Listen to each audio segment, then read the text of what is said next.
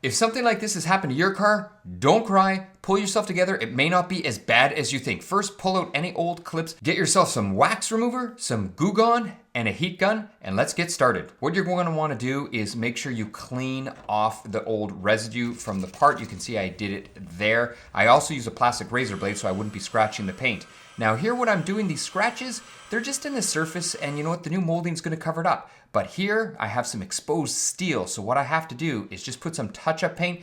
Doesn't really have to be pretty because once again it's going to be under the plastic, and what I'm doing is I'm just protecting it from future rust. Then you're going to get your new parts, and I would recommend OEM because you know what, you're going to get the best fit. Line up the clips before you give it a push because that double-sided tape really does stick. Here's the second part. It is the bigger part, and it's really what saved the vehicle. This piece just sheared off. It really protected the vehicle because there really was very little damage other than some superficial scratches that I can buff out in the spring. So let's put this on the vehicle, and it's very important to line it up correctly. You can see here there's a little tab that goes into the bottom rocker right there. So we're going to want to make sure that we put that into the bottom rocker, and then we're going to line up all the body clips and sort of let it float so you know all the body clips are in the proper holes, and then you're just going to push it on. Everything will clip right together, and voila, your car looks like brand new. So that is awesome. Turned out to be a pretty good day.